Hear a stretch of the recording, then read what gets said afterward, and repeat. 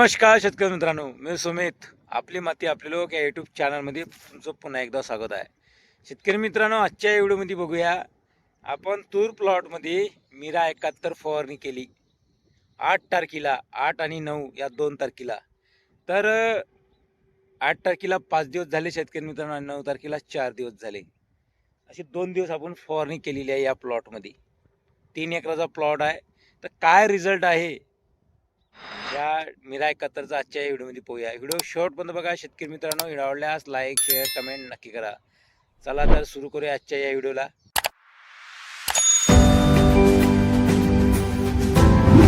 चला तर मग. तर बघा शेतकरी मित्रांनो, ह्या आहे माझा तुरीचा प्लॉट. तुम्हाला तूर दिसत असेल बघा. आता इथे फवारून मीरा 71 फवारून 5 दिवस झालेले. 8 तारखेला फवारणी केली. 8, 9, 10, 11, 12 आजची 12 तारीख आहे शेतकरी मित्रांनो. तर तुरीचं तास बघा. तुम्हाला तुरीच्या तासावर कोणताच असर दिसत नाही मीरा 71चा. कारण की मीरा 71 असं एक औषध आहे, ते पिकावर फवारणी केली का पीक जिवंत राहत नाही. बघा लागन तर त्याच्या शेजारी आपल्याला केना दिसते, इचवा दिसतो. पण याची बघा काय परिस्थिती झालेली आहे. बघा पानं पूर्ण तुटून येत आहे. बघा पूर्ण पानं तुटून येत आहे. बघा नाहीतर हे पानं तुटून येत नाही, असे सहजरित्या तुटून येत नाही. पूर्ण नाहीसे झालेले आहे शेतकरी मित्रांनो. हे बघा आहे, म्हणजे याच्यात प्राण शिल्लक राहिलेले नाही. ओलावा भरपूर होता आपल्या जमिनीमध्ये.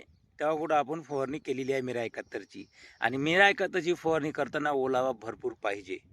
आणि एक सर्वात महत्त्वाची गोष्ट म्हणजे मीरा 71 पिकामध्ये फवारणी करताना वातावरण शांत पाहिजे. आणि सकाळी फवारणी पाहिजे. आणि हवा पाहिजे नाही, शेतामध्ये हवा नाही पाहिजे.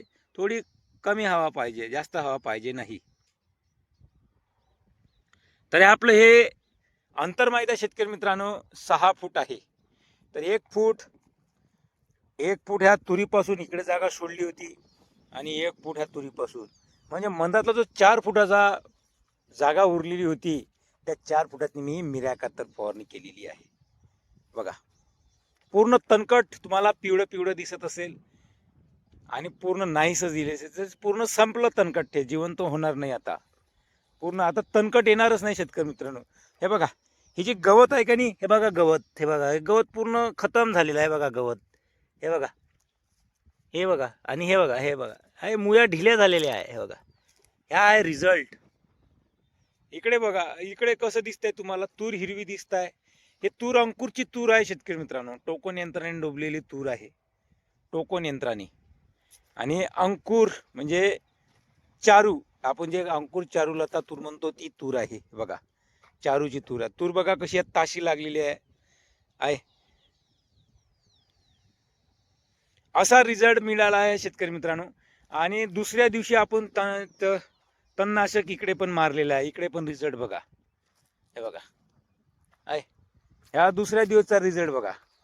हे आहे मीरा 71. बघा हे आहे मीरा 71. हे बघा आहे, हे पूर्ण खतम झालेलं आहे. बघा आहे तणकट. बघा हे जिवंत होणार नाही. पाऊस आला की हे सडणार. आणि आपल्या तुरीच्या तासाला कोणतीच इजा झाली नाही. हे बघा आहे, पाऊस आला की तुरीची वाढ होणार. पावसाची आवश्यकता आहे आता, पावसाची आवश्यकता आहे.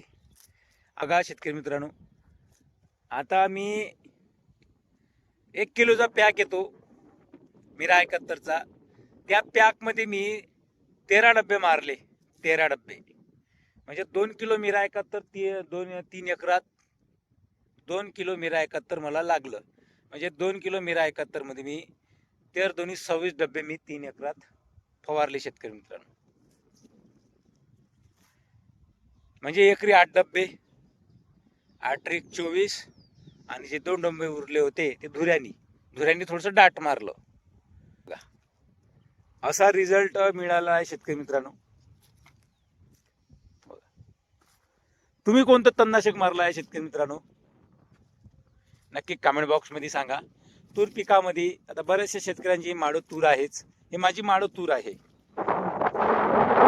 रिझल्ट बघा. आता इथे दुधी बघा, दुधी नाहीशी झालेली आहे. इकडे दुधी आहे. तणकट काहीच नाही. आता फक्त पावसाची आवश्यकता आहे शेतकरी मित्रांनो. तूर पिकाला, सोयाबीन पिकाला आणि कपाशी पिकाला पावसाची अत्यंत गरज आहे. तर बघा, तुम्हाला कसा वाटला तुरीचा प्लॉट शेतकरी मित्रांनो? तुम्ही कोणतं तणनाशक मारलं तूर पिकावर? तुम्ही माळव तूर पेरली का? नक्की कमेंट बॉक्समध्ये सांगा. तूर पेरली तर कोणती लावली ते पण सांगा शेतकरी मित्रांनो. असं नियोजन आहे शेतकरी मित्रांनो. आणि इथे पण शेतकरी मित्रांनो NTF पद्धतीनेच आपण तूर लागवड केलेली आहे. हे जे वर्म दिसत आहे ना शेतकरी मित्रांनो, हे गव्हाचेच वर्म आहे. हे गव्हाचे वर्म आहे. इथे गव्हाच्या वर्मावरच आपण टोकन यंत्राद्वारे तूर लागवड केलेली आहे. बघा, हे दांड पण बघा तसेच आहे. हे गव्हाची दांड तसेच आहे. आणि तुरीला कोणतीच इजा झालेली नाही आहे. मी जे तणनाशकची फवारणी केली आहे मीरा 71ची, तुरीला कोणतीच इजा झालेली नाही आहे. बघा, तूर बघा ताशी आहे आपली, व्यवस्थित आहे. आपल्या पोझिशनवर टाईट, आपली पोझिशन तुरीनं टाईट ठेवलेली आहे. बघा,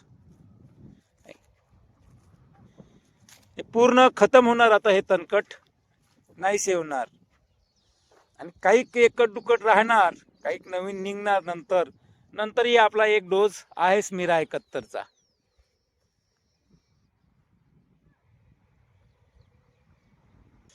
कारण की 6 फूट अंतर आहे शेतकरी मित्रांनो. आपल्याला नियोजन करता येते. हळूवार मारायचं तणनाशक मीरा 71. कारण केना आणि इचवा त्याच्याशिवाय पर्याय येतच नाही शेतकरी मित्रांनो. त्याच्याशिवाय ते हातीच लागत नाही. आणि आपल्या कपाशी पिकामध्ये तेच आहे. हेटवेट मॅक्सने जे लहान केना आणि इचवा आहे ते मरून जाईल, मोठं नाही मरणार आणि मोठं दुधी मरणार नाही. त्याच्यासाठीही आपल्याला मारावे लागेल मीरा 71च. तिथे पाणी आल्यानंतरही तोच पर्याय आहे शेतकरी मित्रांनो. पण मीरा 71ला घाई करता येत नाही, हळूवार मारा लागते. कारण की खूप हळू मारा लागते, पिकावर उडलं नाही पाहिजे. एकदा की पिकावर उडलं की पीक जिवंत राहत नाही शेतकरी मित्रांनो. याची दक्षता घेणे फार गरजेचे आहे. तुम्ही जर कीटकनाशकासारखी जर तणनाशकाची फवारणी केली तर पिकाला हानी पोहोचू शकते शेतकरी मित्रांनो. आणि कोणतंही तणनाशक घ्या. आता मी